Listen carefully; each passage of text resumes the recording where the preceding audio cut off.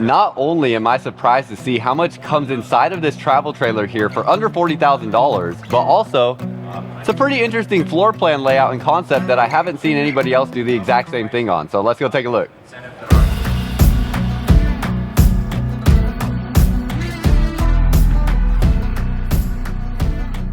What's up, y'all? Welcome back to another video. If you're new here, my name is Myles with Firmly Unbound, and we are here taking a look at this 2025 Heartland Prowler. It is a 3212 BH, and we're gonna go over here, look at the floor plan layout over here. You'll be able to see floor plan layout and the price. Never seen it done. We got it done yesterday. So you see that right there. It has your bed in the back. That's a 60 by 80 queen bed. You have bunks up here up front, and they're removable. So I'll show you what that means here. You have a cargo storage door right here, and we're gonna have something special in this area right there. $34,995 here at the Dallas RV show. Now, as you're seeing this video, the show will have passed, but if you're looking for your next RV, there's a link down below in the comments and description where you can find over 100 different stores across the United States with Blue Compass RV to find your next RV. So that link down below will help you find a store close to you, as they have 100 stores in 33 different states. Now out here, this is going to be a fiberglass sided camper, and it does use ASDO composite panel sidewalls. You're going to have two 20-pound propane bottles, power tongue jack up front, and then your spot for your battery right there. Come along this side, it does have electric stabilizers as well, so if you value that, you do get electric stabilizers and a fully enclosed underbelly. So all your water tanks and water lines will sit above the enclosed underbelly. Nice large awning on the outside, and you can see we have an outdoor kitchen here under the awning as well. It does have a kind of small griddle cooktop that doesn't pull out super far, but it is a griddle cooktop nonetheless that you have here with that, and your little mini refrigerator. You get party lights or something along that. Have your water connections here, so this is where you can fill your fresh water. You have a spray port out here as well, so that's a water connection on the campsite, which is nice. Tankless on-demand water heater, and then there's not a whole lot else to talk about on the outside, so we're gonna hop inside, but there is a little storage spot right there in the slide under the bed. Outdoor speakers here are gonna sit right at your ear level when you're sitting down. And as we step inside here, now keep in mind, at this price point, this is a very large travel trailer. And to get a price point like this, they definitely are not building this to be like a super high quality travel trailer. That being said, I'm surprised with some of the stuff that I'm seeing in here. Like, we have solid surface countertops. I mean, that's pretty impressive. My Alliance Delta that I bought is much smaller than this, was more expensive than this, and does not have solid surface countertops. So that's pretty impressive. I'm surprised to see that in here. You have two air conditioners in here as well. And then as we look through kind of this living area, you can see you have your U-shaped dining table. It's going to have storage access down underneath here. And then you're going to have no carpet in the slide outs. This table will drop down, so that's going to allow this to turn into a bed that's going to be well over 6 feet long there for additional sleeping space if you find yourself needing it, but you likely will not when you see the bunkhouse layout in here.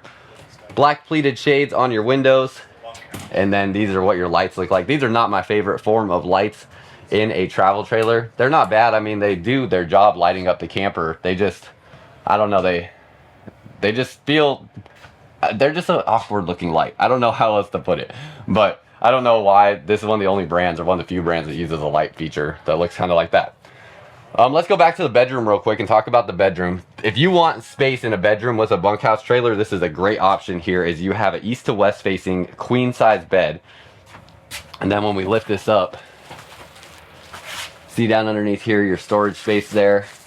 Strut assisted under here to hold that up. And keep in mind, if you do something like upgrade your mattress, as you might want to do with a mattress like this, those struts probably are no longer going to hold the bed up by themselves. That was the case in my Delta travel trailer.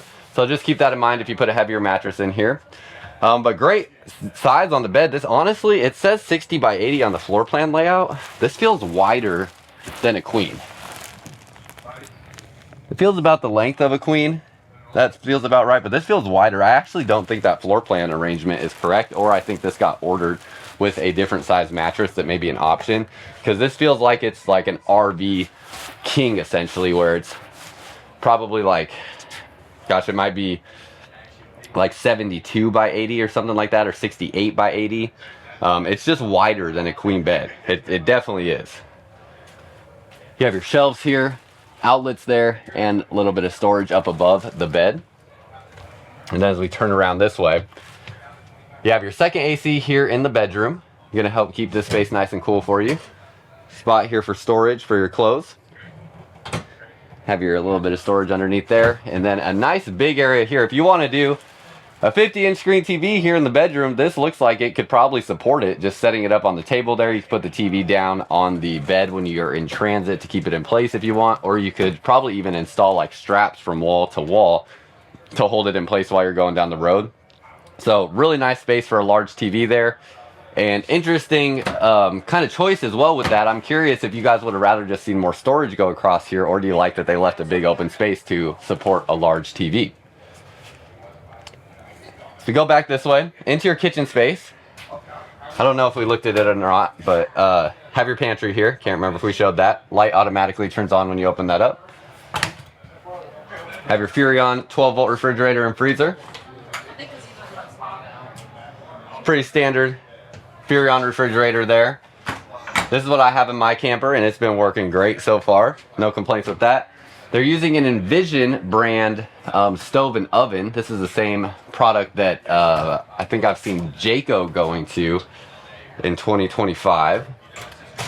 And then it is a High Point microwave. So kind of interesting. They're piecing together different appliances. You have an Envision stove and oven, a High Point microwave, and a Furrion refrigerator. So no uniformity with those different appliances. Oh, and a Greystone vent hood here. So they literally got one of each. So that's kind of interesting. That is not a common thing you see in RVs, where they go with different brand components for each different aspect of these different components. Open this up, you have your drawers here. Now I will say, this is where we see some of the price. This is probably one of like the cheapest looking drawer constructions that I think I have seen. Definitely not blown away by this by any means. Even with it being a plywood drawer, that's like a very poor looking plywood drawer. So not great on that regard, for sure. Don't know how much that will or won't impact your camping experience, but just know that's one of the more poor looking cabinet doors in drawer construction I've seen. Down underneath here, you have your water lines there. See back here, you have some access to things like that. Looks like that might be like a, it looks like that might be the water heater right there. Then you have a stainless steel sink. You have your storage space here. And then that's pretty much everything for like the storage space here in the kitchen. Here we have liquefied. This is going to be a black tank treatment for your RV, so you can find this on Amazon. This is going to help your black tank drain out properly, make sure everything decomposes properly, and keep your RV smelling fresh. As we go this way, you have your sofa here. This will be a jackknife sofa, so when we lift it up, you can see the storage down underneath there. It'll lay down flat, just like so. And then when we lift it back up, it's a less expensive camper for this size. So like this sofa is not super comfortable. I would put this camper in the category of one of two things. Somebody that's just looking to do like weekend camping trips and does not want to spend a lot of money to do it with a larger size family, or wants to bring things like bikes and stuff like that, or somebody that's looking to do like more full-time travel and doesn't want to spend a lot of money and wants that space. You'll see why I say that when we get to the bunk room, but just know this, I mean, with any RV at any price point, no matter what, you should certainly always expect things to go wrong. And that brings me to the point, if you want to see things that I experienced with my RV, I have a new segment on my channel called RVs or Junk, so you can look for the playlist on this channel here of RVs or Junk if you want to see that there, if you haven't come across those yet. And also if you want to see all the camping trips that I go on with my personal camper, those are on my Firmly Unbound YouTube channel, which is linked down below in the comments and description. Turn back around, you have a spot for a TV right here, so that's going to be where you can put your TV, and that looks like it could probably fit up to maybe like a 38 to 40 inch screen TV or so. Fireplace going to be an electric heat source for you there, and you have your sound controls here. Speakers are up in the roof right here, and the AC is ducted through both sides of the camper, so you have ducting going down this way and ducting going down this way. I actually, in this price point, expected they might only have one line of ducting here, but they actually have two, so that's good to see. Coleman Mach AC going to be pretty quiet with that one there, and then that's pretty much it. Pretty simple. Yeah, like even on this entry area, no storage here, no like any accessories here, but gives you flexibility to use this wall to maybe try to do different things with that space there. And then as we go back into the bathroom, you have a plastic foot flush toilet here in the bathroom. Tankless water heater It's a Suburban water heater. Have your mirror there, your little vanity setup, not a whole lot of countertop space, some shelving storage here, and then you have a corner radius shower there. And height in the shower is going to be good for up to about 6 foot, probably 5 maybe. My shoes that I'm wearing today don't have like a super big heel on them, but they are running shoes, so they have some bit of a heel. And as I step in here, you can see I'm probably standing at about 6'2" with these shoes on, and I would say my head goes into the skylight, but you have about an extra 3 inches from my head here, so you could probably be about 6'5" and fit inside this shower. I also would definitely have to duck to get under that shower head at my height. Come back this way. There's no heat vents in the floor, so that's another nice thing about this travel trailer. And as we come into this bunk room, you can see there's an access door here for cargo. This here has washer dryer connection, so you can actually do a combo washer dryer unit in here, it looks like, which that is really nice. That's where I say it could be something if somebody wants to do more extended travel or for full-time travel or anything like that. That is an option that can potentially be done in something like this, even though it's not going to be like the most well-built camper for that potentially. Then you have these bunks here. These bunks have very thin mattresses on it. If you're anything over like 50 pounds, probably it's gonna not, maybe if you're over 80 to 90 pounds and, you know, mostly thinking about kids and whatnot, this might not feel all that comfortable. There are definitely solutions to that out there. You can get foam toppers for this. You can replace these mattresses with other mattresses out there. There's options for it, but just know these are not the best in terms of like thickness here. And again, that's just all price point related things with that. Now this is what's pretty interesting about this camper is you lift this up, and these are, not only do these flip up, these are actually fully removable. So I could actually take this whole bunk area out, including this second part back here. This one back here is also removable. So if I can get my hand back here, you can see this one will also come out. So it's basically like 2 individual twin bunks that both can be removed here completely. So that is a really, really neat thing that you're able to do in this camper if you want to use this space to use it for more storage while you're going down the road. Now keep in mind, all the weight that you load up in here is right close to the tongue, so that's going to definitely affect your hitch weight on this camper. I already though wouldn't recommend anything under a 3/4 ton truck for something like this. So just be mindful of your payload capacity and how that is directly related to the hitch weight of the camper and how that will change as you load more weight up into this front area of this camper. So pretty interesting space. Very curious your thoughts on what you think about this whole layout here. This gives you the ability to load bikes up into this space and all kinds of different stuff that you might want to load in directly from this cargo area. And then finally with the bunk size here, let's see what we're working with. Obviously they're pretty wide lengthwise.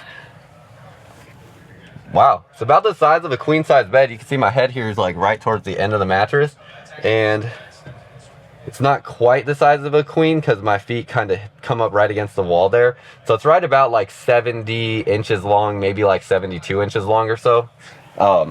If you're under 6 feet, you're going to fit in there no problem. If you're at 6 feet, you have, or at 6 feet or taller, you have all this space to lay diagonally as well. And then you can see there's a 200 load max load capacity on these bunks. So definitely not rated for a whole ton of weight on those. And then that's pretty much it. Let's come out the non-campsite so we can get out back here and see what we got going on over here. Come out through that door. And over here, let's see the exact specs on this model. We got the gross vehicle weight rating of 9,860 pounds. Doesn't look like they have the unloaded weight on here. Cargo carrying capacity looks like it's about 2,440 pounds. So dry weight on this is going to be around like 7,200 pounds or so, somewhere right around there.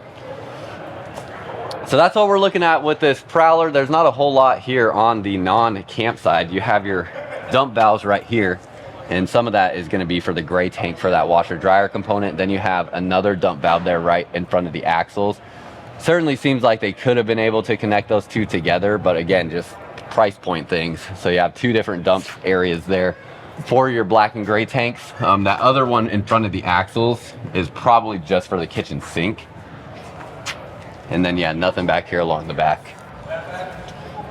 Water connections here, you have your city water connection, black tank flush valve there, and 50 amp power connection. And that's pretty much it. Spot to store your sewer hose in the bumper through there, spare tire on the back, and you can use the Lippert retractable ladder to get up onto the roof. So because we don't have that, I can't get up on the roof and show you guys that, but Other than that, that is pretty much everything on this travel trailer RV. So curious your thoughts, and of course, if you're looking for your next RV, there's that link down below in the comments and description to help you find an RV dealership with Blue Compass RV close to you.